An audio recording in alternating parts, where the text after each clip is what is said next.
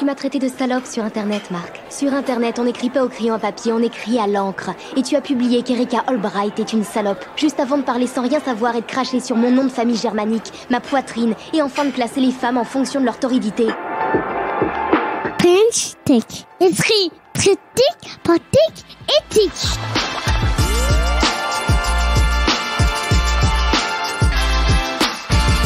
Bienvenue dans Trench Tech, le talk show qui décortique l'impact de la tech sur nos sociétés. Derrière chaque grand homme se cache une femme, dit-on. Et dans cet extrait de The Social Network, le film de David Fincher sur les débuts de Facebook et de Mark Zuckerberg, on perçoit que cet adage peut avoir plusieurs niveaux de lecture. Alors pour inaugurer ce nouveau podcast, nous vous proposons d'aborder directement une vérité qui dérange, la place des femmes dans la tech. Déjà 40 ans que l'informatique est devenue grand public. Du premier Macintosh en 1984 au début de Facebook, il n'aura fallu que 20 ans pour passer de la révolution technique à celle des usages. Puis de 2004 à nos jours, nous n'avons cessé de rêver de Silicon Valley et de Startup Nation, de montres connectées, de lunettes connectées, de voitures connectées, de fiancés connectés, et certains même de nos cerveaux connectés à leur disque dur. Alors avant de tous finir pixelisés dans des métavers où la vie serait la même mais en plus jolie, offrons une pause à notre esprit critique pour nous demander comment, face à tant de progrès, en sommes-nous réduits à nous poser encore et toujours la même question que le ménestrel des 70s Patrick Juvet. Où sont les femmes ? Sans elles, pourtant, l'informatique telle que nous la connaissons aujourd'hui n'existerait peut-être même pas. Mais victimes de ce que l'on nomme l'effet Mathilda, elles vivent dans l'ombre de leurs collègues masculins qui se sont attribués leur découverte. Et ça nous prend la tech. Le premier algorithme, un exploit de la britannique Ada Lovelace, mais attribué à Charles Babbage, inventeur de l'ancêtre de l'ordinateur. Les premiers langages de programmation, comme le COBOL par exemple, l'œuvre de l'américaine Grace Hopper dans les années 1950. La première thèse en informatique en France, Marion Créange en 1961 à Nancy, disparue en mars 2022. La pionnière des interfaces homme-machine en France, Joëlle Coutaz dans les années 80 à Grenoble. Et la liste est encore longue, alors citons-en encore simplement une. Margaret Hamilton. C'est son code informatique qui permit le succès de la mission Apollo 13 en 1970. Et c'est en son hommage que notre invitée Delphine Rémy-Boutan a créé le prix et la fondation qui porte son prénom pour mettre sur le devant de la scène chaque année les femmes d'Europe et d'Afrique qui changent le monde grâce au digital. Mais avant de retrouver Delphine, c'est le warm-up de quoi débuter l'émission avec vos 3 Trench Techers plus bouillants que jamais. Trench Tech, esprit critique pour tech éthique. Alors nous voilà partis pour ce tout premier épisode de notre talk show. Cyril, Thibaut, je suis ravi de vous retrouver. C'est un véritable plaisir. J'espère que cette aventure va nous mener loin. Alors on va profiter de ce warm-up pour poser le décor, expliquer quelle est notre raison d'être. Thibaut, pourquoi tu as envie de lancer Trench Tech ?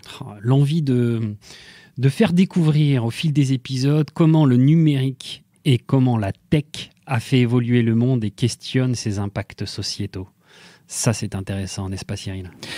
Oui, en vrai, nous, ce qui nous anime, c'est qu'on pense que mieux comprendre notre environnement technologique, c'est en garantir l'avenir, mais tout en s'assurant de le rendre plus inclusif, plus éthique, bref, plus durable, quoi. Alors moi, il y a autre chose que j'adore aussi, c'est que comme souvent, les belles histoires partent d'une belle rencontre. Ça fait une dizaine d'années qu'on se connaît de façon croisée tous les trois, qu'on ne s'est jamais quitté grâce à la tech, grâce aux réseaux sociaux. On a pu garder un contact régulier, même si on ne se voyait pas tout le temps. Et c'est un véritable plaisir de se retrouver tous les trois pour cette aventure. Thibaut, notamment, on est tous les deux spécialistes de la data. C'est là qu'on s'est croisés. On s'est souvent croisés au IMIC. Comme tu sais, j'ai toujours aimé regarder les effets systémiques entre les différentes choses. Et quand je t'ai parlé lors de notre dernière rencontre en octobre sur le fait de devoir encore accompagner une entreprise dans sa stratégie Move to Cloud et sans en comprendre tous les impacts qui sont derrière, tu m'as très vite parlé d'un mec, Cyril pour pas le nommer, et qui a un regard très pointu autour des big tech, des GAFAM ou GAMAM. C'était une vraie belle rencontre, hein, Cyril. Ouais, c'était une vraie belle rencontre qui s'est passée pour nous, en tout cas au téléphone, juste après cette fameuse bière prise avec Mick. Et c'était une belle rencontre également de Mick, mais il y a déjà une dizaine d'années. On s'est croisés un paquet de fois, souvent sur le quai de la gare d'ailleurs, parce qu'on fait beaucoup d'allers-retours entre Nantes et Paris, et dans pas mal de festivals du digital également. On est conférenciers tous les trois, donc on se croise backstage. Et on n'avait jamais réussi à faire quelque chose ensemble, donc ça y est, y est, c'est parti pour ce nouveau podcast Trench Tech. Alors, pour ceux qui nous écoutent, il faut qu'on vous explique. On a fixé quelques promesses, on s'est donné quelques éléments de la ligne éditoriale de ce talk show. Je vous en livre les premières lignes. On veut être enthousiaste, on est tous les trois très enthousiastes sur la tech, mais en même temps mesurés. On n'est ni technophile, ni technophobe. On veut exercer votre esprit critique sur tous les enjeux sociétaux, environnementaux, culturels, éthiques, géopolitiques de la tech. La tech est partout. Elle est au centre des grandes transformations de notre société et on tient donc à se poser avec vous toutes les bonnes questions autour de ces transformations sociétales. Effectivement, et puis on va se le dire, on a été quand même assez ambitieux sur ce sujet, car on voulait pas juste faire un podcast, mais on voulait vraiment faire un talk show qui soit disponible sur toutes les plateformes, podcasts, et on voulait également faire de cette émission un collectif engagé à vous faire et nous faire réfléchir avec des chroniques qui nous éclairent et une ou un invité qui nous permet de partager son regard et son recul, son expertise, pour nous aider à mieux exercer justement notre esprit critique. Ouais, tout à fait. Ce premier épisode, ça y est, il est lancé. On en est fiers et ravis. Et surtout que ça se passe avec Delphine Rémy-Boutan, également avec nos deux chroniqueurs, Fabienne Billa pour son Patch Tech et notre éthicien en chef Emmanuel Goffi pour sa Philotech. Et nous trois, on se retrouvera pour le débrief de l'émission en fin d'émission. Et ce premier épisode, on a voulu le faire sur un thème polémique, on a voulu se faire plaisir autant que se mettre un petit peu en danger, on vous l'avoue, c'est de traiter des femmes dans la tech. Comment parler de la tech comme d'un facteur de changement si elle-même, finalement, reproduit et enracine les clichés du passé? C'est ce qu'on va voir avec Delphine Rémy-Boutan, Trench Tech, épisode 1, c'est parti. Trench Tech, esprit critique pour Tech Éthique. Alors le décor de Trench Tech est maintenant posé. Il est temps de rentrer dans le vif du sujet et d'accueillir notre invitée Delphine Rémy-Boutan. Bonjour Delphine. Bonjour à tous. Alors Delphine, tu as d'abord exercé des postes de haut niveau dans le marketing et la communication chez IBM avant de fonder en 2012 The Bureau, qui est un groupe de communication stratégique basé à Londres et à Paris. En parallèle, tu as lancé en 2012 les prix Le Margaret sous le haut patronage du président de la République française, créé par la JFD, la Journée de la Femme Digitale, qui est un accélérateur de croissance des entrepreneurs au féminin tech en Europe et en Afrique. Et tu as aussi publié le livre « Elle change le monde », dans lequel 60 femmes de la tech se dévoilent pour inspirer les nouvelles générations. Delphine, merci beaucoup d'avoir répondu présente pour ce premier épisode de Trench Tech pour nous éclairer sur ce sujet de la place des femmes dans le numérique. Trench Tech. Alors notre première séquence va se concentrer d'abord sur le passé, qu'on comprenne un peu comment on arrive à la situation qu'on constate aujourd'hui dans la tech. On va tenter d'éclairer l'histoire des femmes dans l'informatique pour mieux comprendre leur place actuelle. Alors, on est parti de cette image du film Les Figures de l'ombre, qui présente les femmes comme les véritables pionnières de l'informatique, sans qui les Américains, la NASA, n'auraient pas pu aller sur la Lune. Quelle est la réalité de cette image finalement ? Elle est historique, effectivement, cette image, puisque ces femmes de l'époque, elles étaient des computers ladies, puisqu'il n'y avait pas de mots en fait pour ordinateur, et on les appelait, c'était les calculatrices. C'était des calculatrices vivantes, puisqu'il n'y avait pas avant le code et avant l'informatique, quiconque qui pouvait faire ces lignes de code et de le faire très rapidement. Et historiquement, l'armée et puis la NASA choisissaient des femmes parce qu'elles étaient bonnes en maths et bonnes en tricot. Et puis c'était des métiers qu'on donnait. Alors c'était les femmes, donc ce fameux film Les Figures de l'ombre, elles avaient double peine puisqu'elles étaient femmes et noires, et donc on les mettait dans des petites salles. Et elles créent l'histoire, elles ont participé, Margaret Hamilton en est une, mais beaucoup d'autres femmes ont participé à faire que le premier pas de l'homme avec un grand H sur la Lune puisse se faire. Et d'ailleurs, il fallait trouver un mot en français.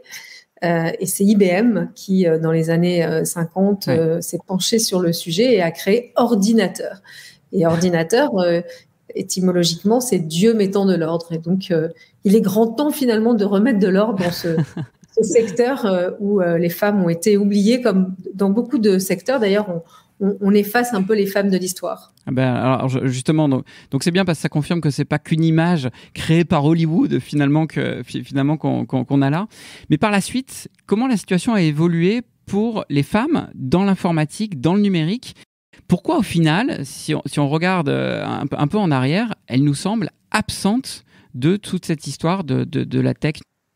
Alors, elles semblent absentes, mais elles ne le sont pas. Hein. Il faut juste rappeler, même avant Margaret Hamilton et avant ces figures de l'ombre et avant Susan Vaughan et toutes ces femmes, il y avait aussi Ada Lovelace, qui a donc le code est un langage. Et c'est une femme qui l'a créé. Elle était anglaise et c'est elle qui a créé le premier programme informatique de l'histoire. Donc, ensuite, si on fait un petit saut jusqu'à aujourd'hui, et dans les entreprises en particulier. Peut-être qu'on fait un petit stop dans les années 70, quand le numérique prend ses lettres de noblesse, avant de parler d'aujourd'hui. Parce que ça, c'est important. C'est important parce que dans les années 70, les hommes faisaient carrière. Et les femmes ne faisaient pas carrière. Ça ne rentrait pas dans le schéma collectif. Et pour faire carrière, un des secteurs dans lequel on allait faire carrière, c'était le secteur informatique. C'était donc les DSI, ces nouveaux jobs de l'époque, donc les directeurs des systèmes informatiques. Et donc là, on arrive à peu près à 30% de femmes dans ce secteur-là, qui était un peu le secteur qu'on nous avait un peu confié parce que pas de lettre de noblesse, justement. Et les hommes s'y engouffrent quand on fait carrière et quand on gagne de l'argent dans ce secteur-là. Et donc, les femmes, elles, restent à ce niveau-là. Donc, finalement, c'est devenu très masculin quand l'informatique est devenu un business. Ça, c'est un peu dans beaucoup de... On voit, c'est pas quelque chose qui touche que le numérique. C'est quelque chose qui se répète souvent dans beaucoup de secteurs. Tout à fait. Donc c'est un signe, c'est-à-dire que quand les femmes y sont initialement, c'est qu'il y a quelque chose qui s'y passe. Il faut être très vigilant à ce moment-là. Il faut essayer de préserver leur présence. On y reviendra d'ailleurs tout à l'heure.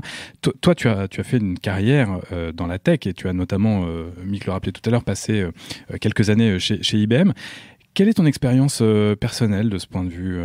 Toi, quand tu étais chez IBM, concrètement, est-ce que tu as ressenti cette espèce de place des femmes dans l'entreprise qui était un peu ostracisée? Alors, moi, j'étais en Angleterre, donc c'est très différent, l'approche anglophone par rapport à l'approche française ou latine est très différente. Le sujet, c'est qu'il n'y en a pas. Beaucoup de femmes travaillent d'ailleurs de façon très, très différente, travaillent aussi en alliant leur carrière et leur vie familiale. En France, c'est le présentéisme qui trône. Donc, moi, quand je suis rentrée en France, j'ai vraiment eu un choc culturel après 14 ans d'expatriation où j'ai effectivement beaucoup appris et d'ailleurs tout appris chez IBM, qui est une entreprise qui ne fait pas de différence vraiment entre les femmes et les hommes.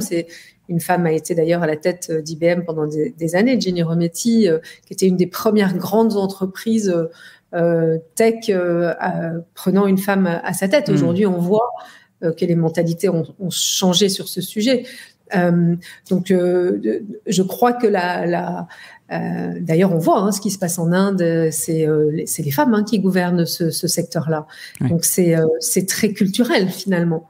Quand on voit aujourd'hui l'évolution des effectifs féminins dans le secteur des hautes technologies, on est à 11% en France, 14% en Union européenne. On a 15% des emplois liés aux TIC, à tous ces métiers de l'informatique qui sont tenus par des femmes.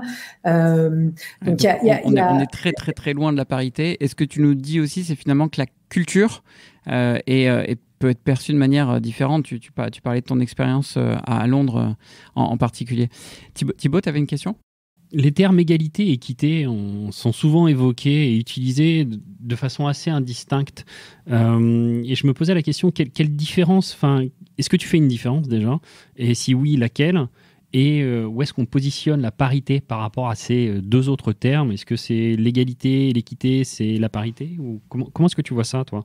Je crois que c'est ces trois termes qui se rejoignent. Finalement, ce que nous, on demande, c'est qu'on représente 52% de la population dans le monde et qu'on soit à égalité, donc c'est-à-dire à 52% sur à peu près tous les sujets.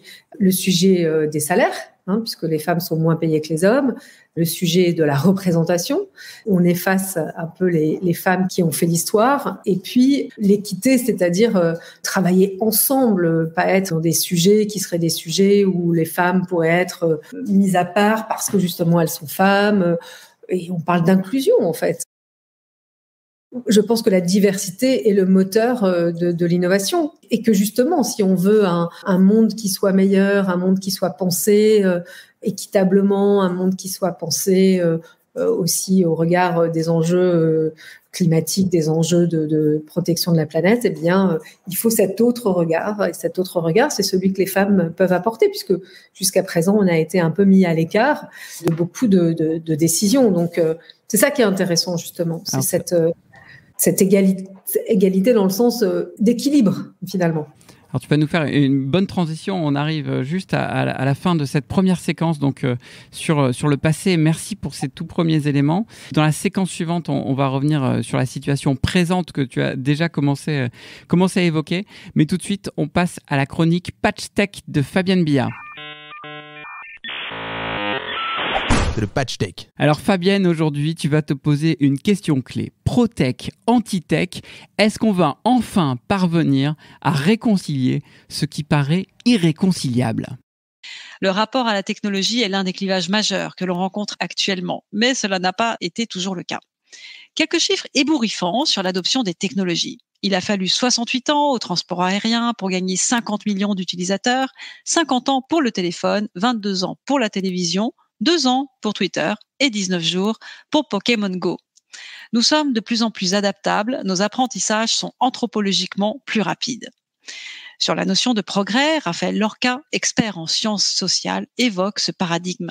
L'idée que demain sera nécessairement mieux qu'aujourd'hui et qu'hier. Nous avons une vision très linéaire du temps, couplée à l'idée que nous allons forcément vers un avenir meilleur. Il lui semble que nous sommes précisément en train de vivre un basculement de notre rapport au progrès. Mais Fabienne, l'idée que demain serait forcément mieux qu'aujourd'hui et qu'hier, est-ce que finalement ce n'est pas aussi vieux que l'humanité ? Justement, Mick, jusqu'au XVIIe siècle, on ne s'intéressait pas à l'avenir, mais au passé. La religion et la pensée antique étaient la boussole de nos actions afin de parvenir au bonheur. C'est avec la révolution scientifique que le progrès naît. Galilée fonde l'héliocentrisme en 1610. René Descartes découvre la géométrie analytique en 1637. Cette avancée rationaliste a permis aux techniques de se développer jusqu'à l'avènement de la révolution industrielle à la fin du XVIIIe siècle en Europe. Depuis, le monde a connu d'autres révolutions économiques, toujours initiées par une innovation technologique. Puis, ce progrès évolue au XXe siècle à la découverte de l'ADN, la bombe atomique, le premier ordinateur, la première fusée, l'ensemble des technologies NBIC, ainsi que les technologies spatiales et nucléaires. Désormais, nous entrons dans une ère dichotomique. Jeff Bezos et les 3 autres occupants de Blue Origin ont émis 75 tonnes de gaz carbonique chacun en 10 minutes. C'est l'équivalent des émissions de 16 Français en une année. Ce progrès technique s'accompagne inéluctablement d'un autre paramètre, celui du déclin environnemental. Mais Fabienne, la tech fait-elle l'adhésion des Français ? 65% des Français décideraient de vivre dans le passé s'ils en avaient le choix. Pour autant, 79% des Français se montrent majoritairement intéressés par la technologie et son développement. Avec la tech, on percute l'imaginaire, on lui offre d'autres dimensions. On a enfin la possibilité de faire des choses dont nos ancêtres ont rêvé, comme résorber la pauvreté, manger à sa faim. Ça, c'est très récent. Mais la tech est aussi source d'inquiétude pour 38% d'entre eux. Puisque la technologie, la machine n'a pas de corps, n'a pas de désir, de sentiment, c'est à elle que l'on peut confier la rationalité et la tâche de raisonner. Sur cette notion de rationalité, Miguel Benassayag, philosophe et psychanalyste, développe la théorie d'une ère de post-rationalité. Après avoir perdu la foi dans le rationalisme humain, nous nous tournons vers la foi dans le rationalisme de la machine. Mais nous risquons de préférer la donnée et le calcul au libre arbitre. Les nouvelles technos offrent de formidables opportunités de progrès, tant qu'elles sont utilisées comme outils au service d'ambitions éthiques ou égalitaires. Mais lorsqu'elles sont pensées en dehors de tout projet de société, elles doivent être questionnées, remises en perspective. Oui, en somme, c'est une question qui devrait être débattue à l'échelle de la société. Oui, par exemple, nous avons suffisamment de quoi bien vivre. Mais qu'est-ce qui vient ensuite, après être rassasié? On peut faire un arrêt sur image et s'interroger. Plusieurs scénarios pour ce 21e siècle qui révèlent nos immenses pouvoirs technologiques et démiurgiques avec une opposition de plus en plus forte face à ces progrès. Alors, 2 scénarios. Le premier qui consiste à penser qu'on va atteindre une crise de plus en plus profonde envers ces technologies. Et le second, les Français considèrent à 77% que rien ni personne ne peut enrayer son développement. La tech a une évolution exponentielle, envahissant tous les domaines, en accélération avec la pandémie. L'usage de ces techs impacte non seulement nos comportements, mais aussi la société, exhorte à engager la politique, l'économie, la sociologie, l'éthique, et cela nous sollicite individuellement, convoquant notre libre arbitre, notre esprit critique, afin de dessiner la société de demain. French Tech, esprit critique pour Tech Éthique. Merci Fabienne pour ce Patch Tech, une chronique définitivement rafraîchissante. À présent, venons-en à la place actuelle et réelle des femmes dans la tech, parce que quand on s'intéresse à ce sujet, Delphine, 3 points retiennent notre attention. Premièrement, la difficulté à cerner précisément de quoi on parle. Doit-on plutôt s'interroger sur le pourcentage de femmes dans la tech? Si oui, plutôt dans la recherche, dans l'industrie? Ou est-ce qu'il faut s'interroger sur les fonctions qu'elles y occupent? Deuxièmement, la source du problème. Comment interroger la place des femmes dans la tech sans questionner leur place dans les filières qui y mènent dès le plus jeune âge? Et troisièmement, l'importance d'une tech non genrée, parce que la tech universalise notre vision du monde. Il est important qu'elle ne soit pas le seul fait d'hommes blancs, occidentaux, etc. Alors Delphine, je te pose la première question un peu provoque.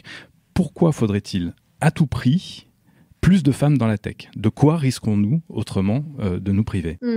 Alors, juste, c'est intéressant ce que disait Fabienne juste avant sur les personnes sont prêtes à vivre dans le passé parce que ça fait peur finalement, le progrès, l'intelligence artificielle, ça fait peur à beaucoup de gens. Et toutes ces nouvelles technologies, elles jouissent d'une réputation double qui évoque à la fois le progrès et puis un futur incertain, où l'humanité pourrait se faire engloutir par la machine qui l'a créée. Et c'est pour ça qu'on a besoin des femmes dans ce domaine, parce que si on a justement ces intelligences artificielles, pour ne citer qu'elles, qui sont vues uniquement par un regard masculin, blanc, de 30 ans, alors on est dans les biais. Biais qui est biais de l'intelligence humaine qu'on ne peut pas évacuer. Chacun est limité par sa connaissance du monde. Et c'est pour ça qu'on a besoin d'avoir cet autre regard dont je parlais tout à l'heure, pour ne plus avoir moins en tout cas de biais et de travailler avec le moins de raccourcis possible qui sont pris par le cerveau de façon très très naturelle. Donc on a besoin de créer et ces nouvelles technologies avec ce regard-là. Donc ta question, elle est provocative, mais en même temps elle répond à aujourd'hui le fait que pourquoi on se pose la question. Comment se fait-il que ce secteur qui représente ce secteur du futur, on en soit encore là, que ce nouveau monde qu'on veut meilleur, qu'on veut différent grâce à la tech, grâce à la technologie, on soit encore à devoir se battre pour y arriver. C'est ça paraît presque un combat d'arrière-garde en quelque sorte, et donc il faut en arriver par imposer un certain nombre de règles. Et Thibaut, je crois que tu avais une question sur ce point-là précisément. Effectivement, dans tes propositions, il y a une idée qui est mise en avant, c'est la notion de quota. Regardons un petit peu, la philosophe essayiste Julia de Finesse évoque dans la notion de quota comme un effet qui amoindrit le mérite de la femme ou leur talent au simple fait d'être une femme, et donc sa différence biologique pour laquelle elle n'aurait aucun mérite. Et vraiment, j'aurais aimé t'entendre un petit peu sur ce sujet-là. Alors, même si j'aime beaucoup tout ce que dit Julia de Funès, sur ce sujet-là, je suis complètement pas d'accord avec elle. Je crois aujourd'hui que les mentalités changent et qu'on a effectivement... en tout cas, moi, quand on a créé la JFD il y a 10 ans, on nous regardait avec des gros yeux en disant la femme et le numérique, la femme et la tech, quel est le problème? Et donc, c'est une bonne nouvelle que l'optimisme de la volonté l'emporte et qu'aujourd'hui, même si les chiffres montrent que ça stagne, voire ça régresse, puisque justement les jeunes filles ne choisissent pas ces filières-là encore et encore, mais aujourd'hui, on a une tech qui est dominée par les hommes. Donc, il faut en finir avec ça. Et pour ça, il faut des mesures fortes. Il faut un choc sociétal, mais un choc législatif. Il faut ce double choc. Et ce double choc, il doit passer par les quotas. Aujourd'hui, on voit que les quotas en entreprise pour les femmes au board, etc., fonctionnent, entre guillemets. En tout cas, il y a eu énormément de progrès. On a besoin d'accélérateurs. On a besoin d'accélérer pour que l'égalité, on n'attende pas 100 ans pour l'avoir, mais qu'on soit plus à parler de ces sujets. Parce qu'il y a des choses ultra importantes qui sont en jeu. L'environnement, l'accès aux fonds, les startups, et puis les femmes oubliées dans les innovations majeures pour notre vie quotidienne, le bien-être, la finance, etc. Rappelons-nous de ce qu'a fait quand les airbags ont été créés et pensés par des hommes et testés par des hommes. On fait des morts d'enfants et de femmes parce qu'ils n'avaient pas été pensés par eux. Donc, il y a quelque chose derrière ça qui est de l'ordre aussi de la survie. Et puis, on parle de cybersécurité beaucoup en ce moment. Elena Poincet, qui a remporté le prix Margaret cette année, Tetris, tient des sujets qui sont très, très, très d'actualité. Alors justement, tu parles du prix Margaret, effectivement, et d'Elena Poincet. On voulait revenir précisément sur l'action que tu mènes avec ce prix Margaret, la Fondation, et plus globalement la journée de la femme digitale. Oui, parce qu'avec la JFD, finalement, tu te concentres aussi sur les femmes créatrices d'entreprises, les femmes chefs d'entreprise, en particulier dans la tech. Donc pour toi, j'imagine que l'enjeu entrepreneurial est particulièrement fort dans l'ensemble des fonctions du numérique. Mais finalement, les femmes, une fois patronnes, est-ce qu'elles sont forcément plus vertueuses que les hommes en matière de parité elles-mêmes ? On n'a pas le choix. La réussite d'une femme, c'est et ça doit être une bonne nouvelle pour les femmes. C'est ultra important et je pense qu'aujourd'hui, les mentalités changent. Les hommes se cooptent, etc. Il y a vraiment un réseau très fort. Et nous, on doit prendre exemple sur ce modèle qui fonctionne très, très bien. Donc oui, je dirais oui, bien sûr. C'est étonnant, ça, de se dire que les mauvaises solutions qui ont conduit aux problèmes que tu évoques aujourd'hui et appliquées par les hommes et qui sont donc des mauvaises solutions, il faudrait que les femmes les reproduisent et se les approprient. Pour arriver à l'égalité. Et puis après, on redevient à 50-50. Donc, il n'y a plus de débat, il n'y a plus de sujet. En fait, ce sujet-là, on devrait même plus avoir à en parler. Tous ces sujets-là sont des sujets de combat. Ils devraient être acquis. C'était Simone de Beauvoir qui disait n'oubliez jamais qu'il faudra une crise politique, économique, religieuse pour que le droit des femmes soit remis en question. Soyez vigilantes toute votre vie. J'ajouterai une crise sanitaire. Aujourd'hui, ce que le post-Covid, on voit les effets de ce que ça a impliqué. Donc, il y a des choses qui font que, oui, c'est pas la femme qui est fragile, c'est sa condition. Et donc, il faut faire très attention à ça, parce que les femmes, elles sont puissantes. Il faut juste qu'on nous donne et qu'on prenne aussi, parce qu'on va pas juste d'attendre de nous donner, mais qu'on prenne aussi notre place. Mais pour ça, il faut quand même aussi ce déséquilibre sur le financement des startups fondées par des femmes. Il est inacceptable. C'est 3% de startups dirigées par des femmes qui sont financées par des fonds de capital risque, majoritairement masculins. Donc, il y a une véritable inégalité là qu'il faut absolument combattre pour que ces femmes qui vont créer des entreprises et donc créer des emplois et créer des innovations majeures pour changer le monde soient soutenues autant que les hommes. Et clairement, pour ces femmes entrepreneurs qui vont jouer ce rôle modèle, en quelque sorte, pour les jeunes femmes qui vont suivre, m'amène à une dernière question sur cette séquence qui nous projette déjà un peu dans la séquence 3 du futur, tu vas voir.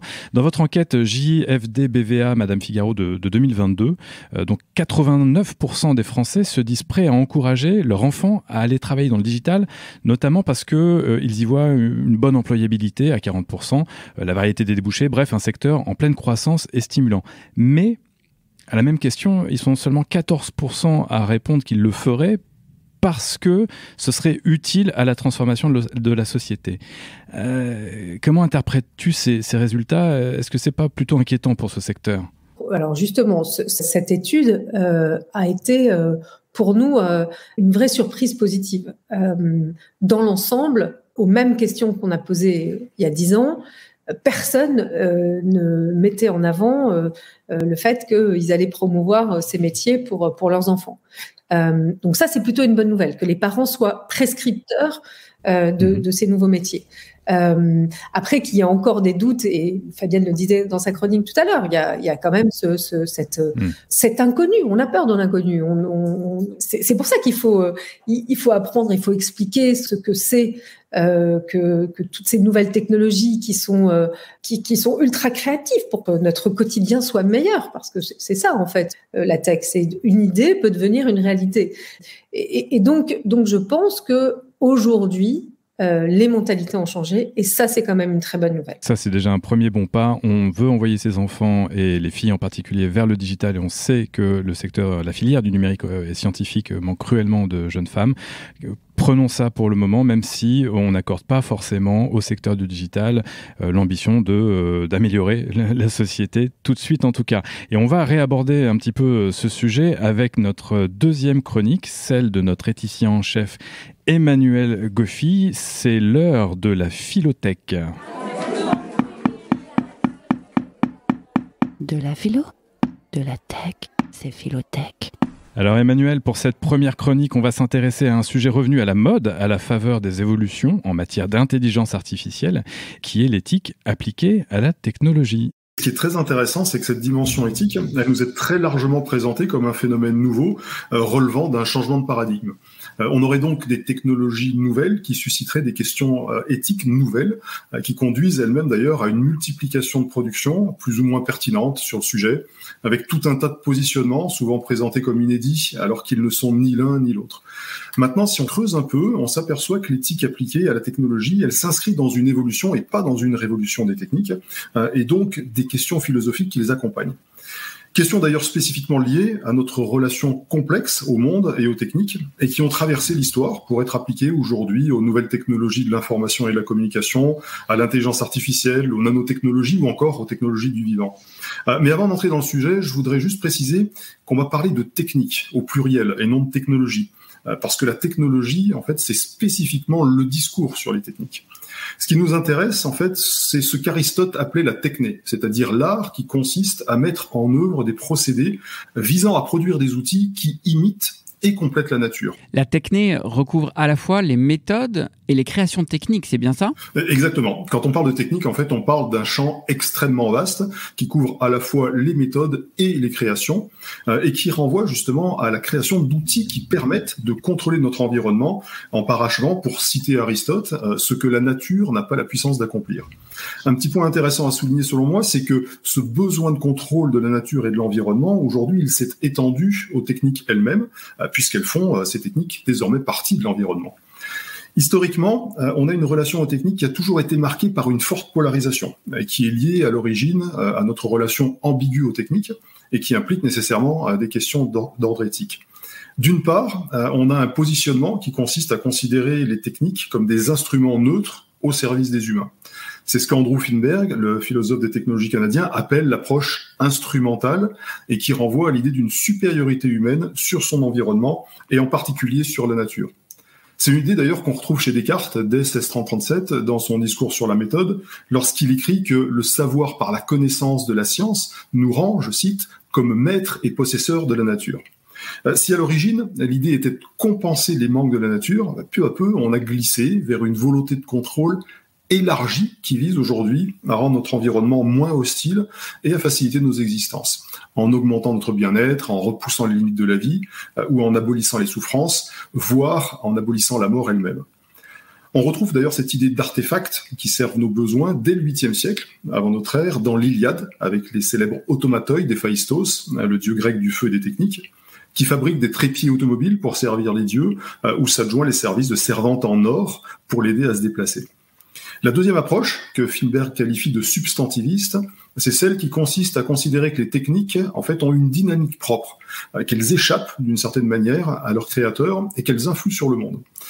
Cette influence, elle couvre un large spectre de possibilités qui vont de la modification de nos comportements et de nos habitudes, comme le soulignent par exemple des philosophes comme Gilbert Simondon ou Jacques Ellul, à la menace existentielle contre l'humanité, comme l'affirme Elon Musk ou Stephen Hawking, en passant par une hyperdépendance, soulignée par Heidegger, voire une aliénation de l'humain chez des penseurs comme Marx et Engels. Et c'est nouveau ça, Emmanuel, d'avoir peur de notre propre hubris? En fait, non, on trouve l'origine de cette crainte à l'égard des techniques dans le célèbre mythe de Prométhée, qui vole le feu et les techniques aux dieux pour les donner aux hommes, avec toutes les conséquences malheureuses qui s'ensuivent.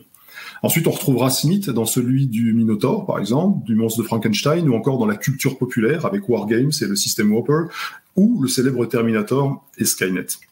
Et du coup, c'est de ces perspectives que va naître la polarisation entre les technophiles, qui voient les techniques comme désirables car source de progrès, et les technophobes, qui considèrent les techniques comme source de danger et donc sont à combattre.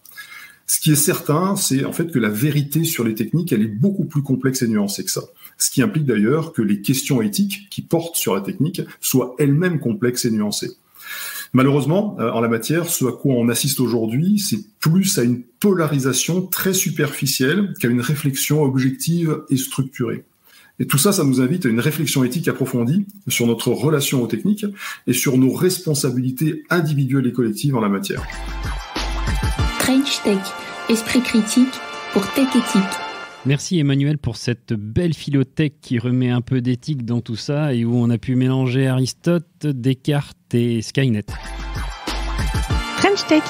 Alors Delphine, on a parlé du passé, on vient d'évoquer le présent, et si maintenant on parlait un petit peu de futur. Pour préparer demain, il me semble important de bien identifier la cible que nous souhaitons atteindre. Et il semblerait que la cible à atteindre soit la parité. Et je te propose de se projeter en 2042. Scénario 1, 2042, l'année où le 50-50 est la norme. Pour respecter l'égalité dans les filières, le 50% de filles et le 50% de garçons, les garçons sont refusés dans certaines écoles, tout comme certaines filles, pour les mêmes raisons, les obligeant avec compréhension à changer d'orientation. Scénario 2, 2042, nous sommes toujours à 70% d'hommes dans les filières scientifiques pour 30% de femmes. En revanche, la notion de sexe, de religion, d'origine ou autre n'est plus un facteur de sélection pour être embauché, avoir une promotion ou avoir une augmentation. Dans quel scénario 2042 tu t'inscris le plus? Moi, je n'aime pas l'idée que se dire en 2042, il y aura 70% d'hommes et que, parce que, alors là, pour le coup, là, j'en aurais peur. Parce que si je reviens sur ce que je disais par rapport à l'intelligence artificielle, si on n'a pas réglé ce sujet avant, alors en 2042, on aura un vrai sujet. C'est-à-dire que ce qu'on espérait qui était une bénédiction pour nous concentrer sur ce qui fait notre force et notre création de valeur, qui est notre créativité, et laisser l'intelligence artificielle faire tout le reste, alors on serait dans un monde qui serait juste pas viable, puisqu'il serait complètement biaisé parce que pensé uniquement par les hommes. Donc moi, je préfère me dire qu'on aura réussi ce pari. On aura réussi ce pari parce que c'est plus qu'un pari, mais c'est même si on ne peut pas atteindre une diversité parfaite, il faut une diversité exemplaire. Et ça voudra dire qu'on aura à ce moment-là, en 2042, beaucoup de sujets qui seront réglés avec, en tout cas, on sera arrivé à pérenniser les sujets de l'innovation et de respect environnementaux. On aura les NFT qui est une nouvelle source de revenus et de pollution, mais en tout cas, d'ailleurs, les femmes sont très présentes dans toutes ces nouvelles technologies et la NFT en particulier.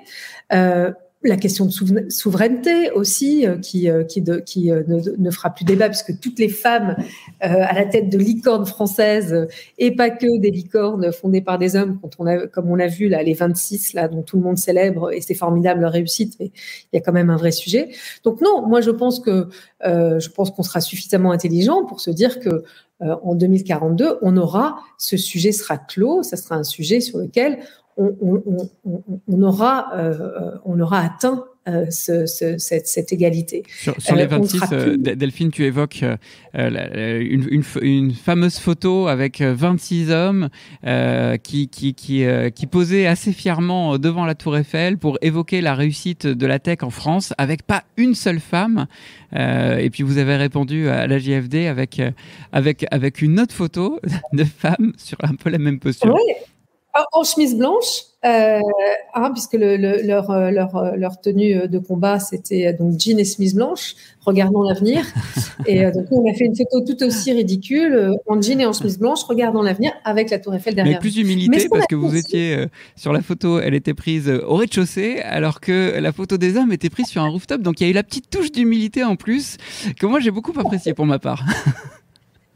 Mais c'était un clin d'œil pour dire on est là, en fait, nous aussi, on veut bien rentrer dans la cour des grands, et aussi de dire que c'est pas juste les hommes qui sont sur la photo qui sont responsables, mais c'est une responsabilité commune. C'est le photographe, c'est le rédacteur en chef, c'est la journaliste, qui d'ailleurs m'avait appelé à l'époque, il m'avait dit, mais vous savez, la raison pour laquelle on a pris ces hommes, c'est parce que le critère était, il fallait avoir levé 100 millions d'euros. Donc je lui dis, mais changez de critère. Si vous voulez des femmes sur la photo, changez de critère, parce qu'il n'y a aucune femme aujourd'hui qui, en tout cas à l'époque, avait levé 100 millions d'euros. Ce que tu dis là nous ramène à aussi ce que tu disais tout à l'heure. Il faut parvenir à la fois finalement à inciter et imposer. Et puis on voit bien que cette action, elle se joue aussi au niveau politique. En tout cas, c'est là que vous la portez. Du coup, vous avez fait un certain nombre de propositions, je crois, au gouvernement. Est-ce que tu peux nous en dire plus sur ce volet un peu politique de ton action? Donc nous, justement, ce qu'on a proposé pour en finir avec ça, c'est 3 mesures concrètes qu'on a défendues, que j'ai présentées à Elisabeth Moreno quand elle a démarré sa position au sein du gouvernement. C'est un allègement fiscal pour les entreprises ayant atteint la parité. Donc, pour les entreprises qui n'atteignent pas un quota, un minimum de 50% de femmes dans les conseils d'administration, soient taxées de 0,5% de leur profit.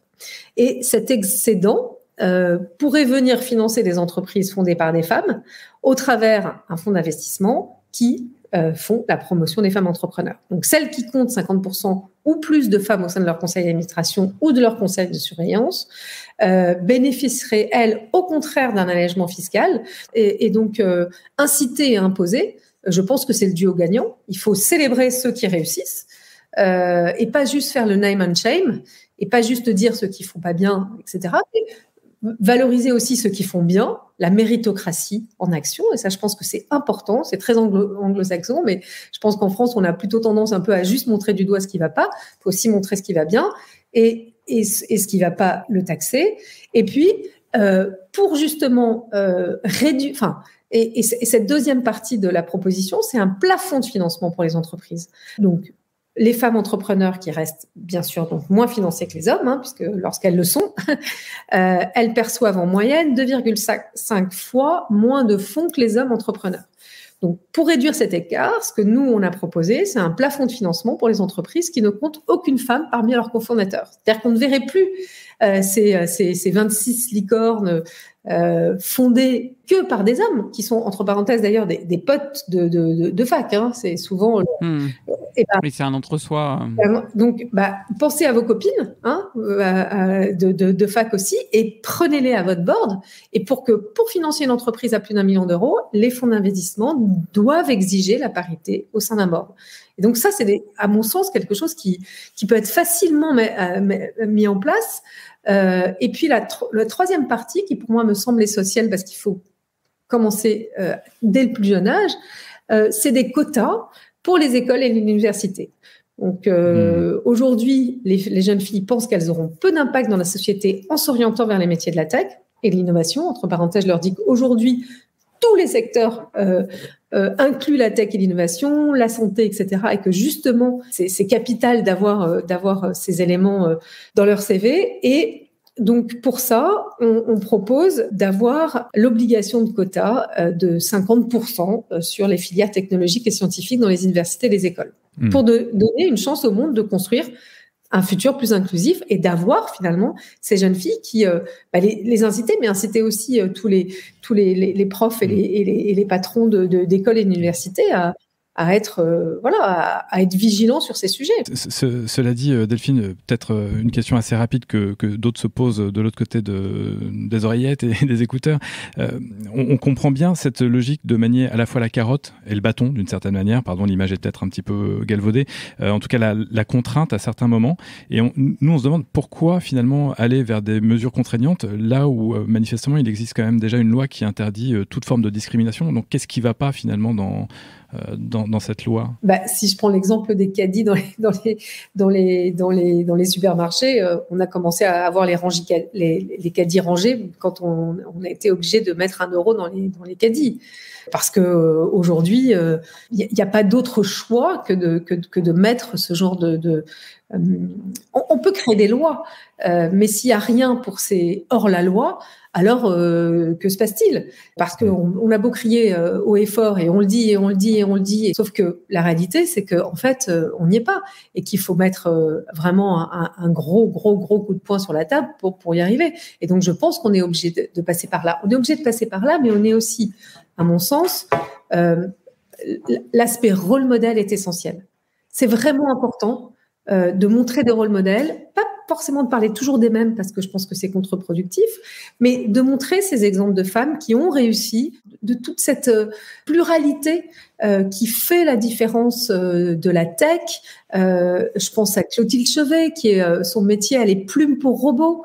Elle a fait le CELSA, elle a fait Kanye Pokaine, elle n'a pas fait Mathsup-Mathspé. Elle apprend aux robots à avoir de l'empathie et à faire des erreurs. Jasmine Antenus, qui a créé Recast, qui a considéré que la conversation pourrait être une nouvelle interface. Elle a construit un bot en quelques minutes et dans toutes les langues du monde. Rachetée par SAP, elle était aux Beaux-Arts avant d'aller à l'école 42. Et elle dit, Jasmine, j'ai développé ma créativité pour construire quelque chose à partir de rien. Donc voilà, donc je pense qu'aujourd'hui, il faut présenter ces rôles modèles, il faut présenter ces femmes qui ont réussi de plein de façons différentes, qui ont peut-être fait un exit ou qui aujourd'hui sont à la tête de grandes réussites. Mais en tout cas, de montrer qu'aujourd'hui, même si une large majorité des entrepreneurs, c'est 82%, donc des études qu'on a menées avec la JFD n'ont pas été fermées au digital, aujourd'hui, il y a une vraie place pour les femmes dans ces métiers et il y a une vraie place pour faire que si on crée une entreprise, elle soit forcément digitale et innovante. Bien sûr, il y a de la place pour tout le monde dans la tech et dans le digital. Une dernière petite question un tout petit peu décalée. Tu préfères souvent utiliser le terme digital plutôt que numérique. Est-ce que tu peux nous expliquer rapidement pourquoi ? Parce que justement, je pense que depuis 10 ans, on a montré que en fait, le numérique faisait peur. Le numérique faisait peur parce qu'on ne savait pas bien ce que c'était et c'était trop des métiers... des métiers de geek, des métiers de tech, des métiers... alors que le digital, en fait, englobe beaucoup plus de métiers, englobe une vision beaucoup plus large, finalement, de ce qu'est la technologie et l'innovation. Donc, c'est vrai qu'on a choisi ce mot parce que je pense que numérique est justement contre-productif dans ce qu'on veut atteindre, c'est-à-dire montrer le champ des possibles et montrer que justement, ça rebat les cartes et que justement, aujourd'hui, les métiers... Enfin, aujourd'hui, il y a... D'abord, on est très bien payé dans la tech et 2, il y a tellement d'opportunités. On cherche des gens pour travailler dans ces métiers-là. Donc voilà, j'espère elle était la réponse. Ça, c'est un point clé pour la place des femmes dans la tech, c'est de ne pas se priver de 50% de la population, là où on manque tellement de compétences. C'est vrai. Et ce qui est bien que tu as montré aussi, c'est que finalement, il y a de multiples chemins pour arriver à la tech. Et nous trois qui travaillons et qui venons d'horizons différents, moi je trouve ça effectivement hyper riche quand on travaille avec des gens qui viennent plutôt du monde littéraire, plutôt du monde des beaux-arts ou autre. On croise parfois ces profils-là et c'est vrai que c'est très très riche. Ça reste une industrie qui de toute façon se doit d'être créative comme toute entreprise et forcément tous les bons potentiels sont à prendre. Et surtout Delphine, merci d'avoir illuminé le visage de Thibaut, puisque lui aussi, c'est un fervent militant du digital plutôt que du numérique, mais on pourrait quand même en débattre. Pour les peut-être mêmes qu'on le fera raisons, dans le Delphine, débrief pour les tout à mêmes l'heure. raisons. Pour les mêmes raisons. Encore un énorme merci, Delphine, pour ton regard éclairé sur ce sujet ô combien important. On le voit, et en plus, il reste de la place. Comprendre les origines de ce retrait des femmes dans la tech, ça, c'était un vrai sujet. Ça nous permet de mieux identifier les challenges actuels que tu travailles au quotidien. Merci encore. Tu restes, nous le voyons, du reste, on le voit bien, le chemin reste long pour attirer ou pour atteindre l'équilibre. Mais grâce à toi et à tes efforts et à nous tous, on espère, nous voyons la réussite au bout. Je rappelle quand même ton livre, Elle change le monde, coédité par la JFD et Women Art by Kids Company. Et si on veut en savoir plus sur la JFD, nous pouvons aller voir sur le site johnjfd.com. Merci Delphine. Avec plaisir. Merci beaucoup. Merci de l'invitation. Et puis, bonne vie à votre podcast magnifique. Il manque quelques femmes dans ce... Mais bon, je vois qu'il y a Fabienne, donc ça va. French Tech, esprit critique pour Tech Critique. Et on peut dire qu'on a eu de très très beaux éléments qui nous ont été partagés par Delphine. Quel plaisir de l'avoir pour ce premier épisode. Maintenant, Thibaut, Cyril, c'est l'heure du débrief. Ce moment où on va pouvoir, dans l'antichambre de Trench Tech, réfléchir aussi entre nous sur les conséquences de ce truc-là. Ouais, c'est l'antichambre parce que rappelons simplement que Delphine n'est plus là. Elle n'est plus parmi nous, donc elle n'entend pas ce que l'on va dire. Elle le découvrira en même temps que vous. Mais c'est notre débrief. Alors pour lancer le débat, si vous voulez, moi j'avais un sujet qui me préoccupait quand on préparait cet épisode et puis pendant tout l'interview avec Delphine, c'est de me dire, mais au final, pourquoi ce sujet de l'égalité qu'elle porte, parce que pour le coup elle porte vraiment une vision de l'égalité, du fait qu'il faut qu'il y ait autant de femmes que d'hommes dans le numérique, est si importante. Pourquoi cette question, on ne se la pose pas pour les infirmiers par exemple, où là il y a beaucoup plus de femmes que d'hommes et pourtant ça semble pas être une préoccupation sociétale. Et quand même la réponse qu'elle y a amenée est assez intéressante, c'est de dire que la tech effectivement a un impact très fort sur nos sociétés, vient construire nos sociétés. Donc si on n'a pas cette égalité, on n'aura pas cette bonne représentation finalement en miroir dans le numérique de la société. Et c'est ça qui rend le sujet aussi important. Elle a évoqué notamment le sujet des billets pour l'IA, évidemment, qu'on a en tête.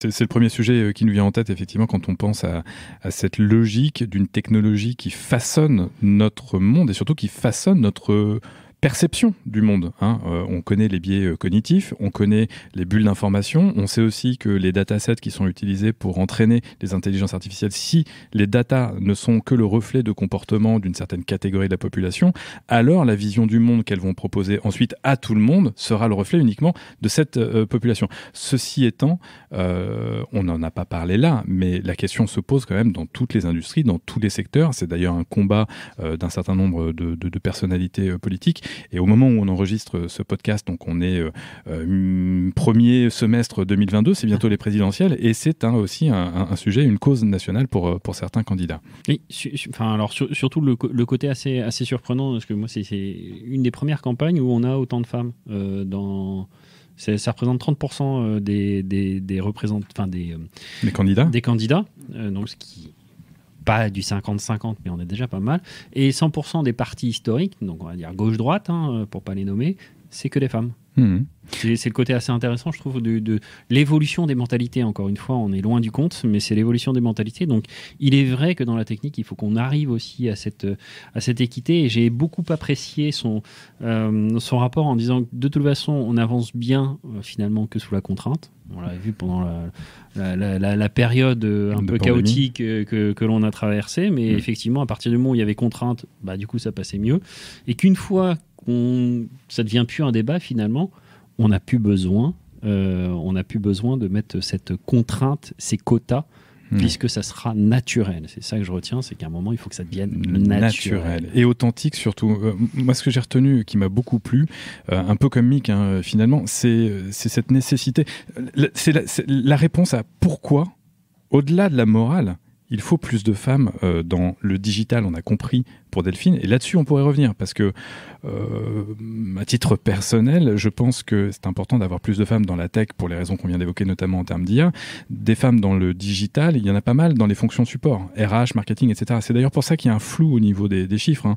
On nous dit à peu près 33% de femmes dans l'industrie digitale, mais quand on regarde sur la tech, il n'y en a que 15%, et sur l'intelligence artificielle, il y en a 5%.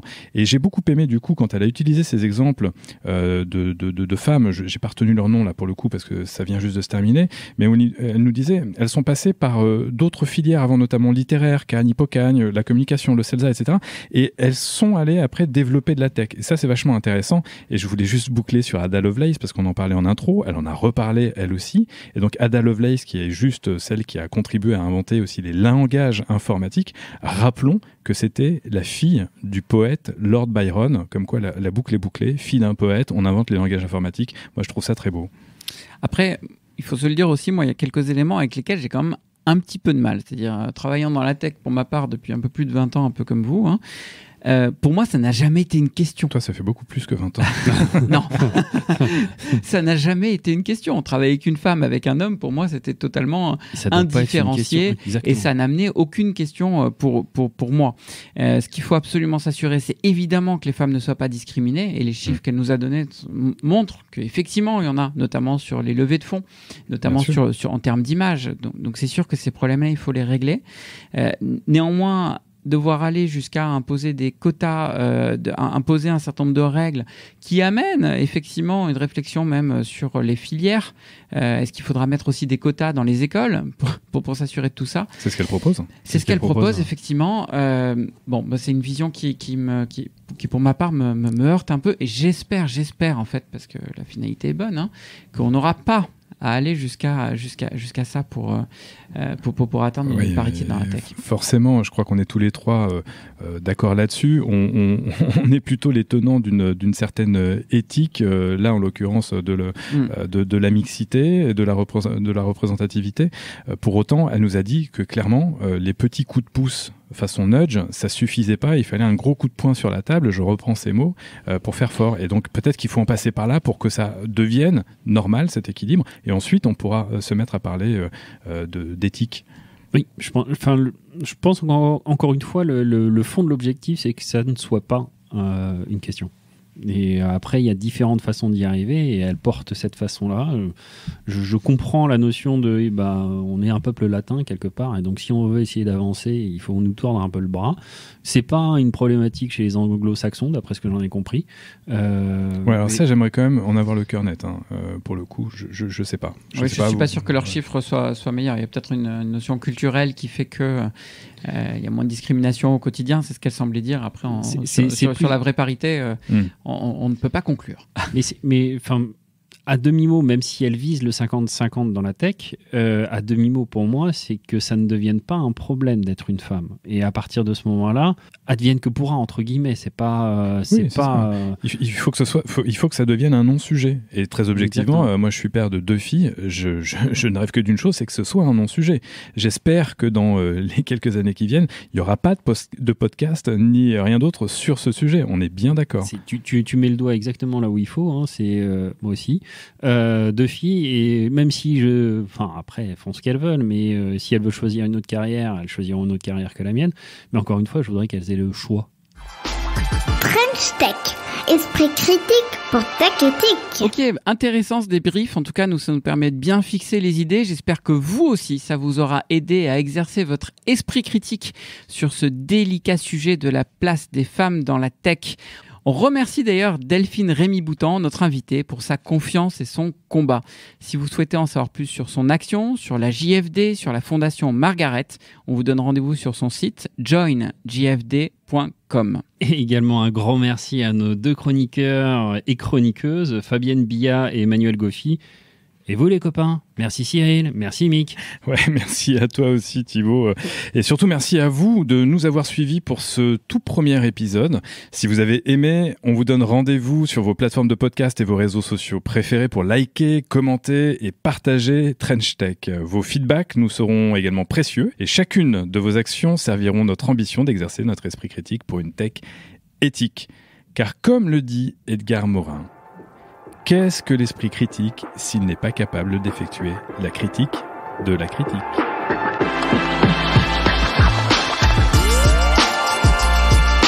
French Tech, esprit critique pour tech éthique.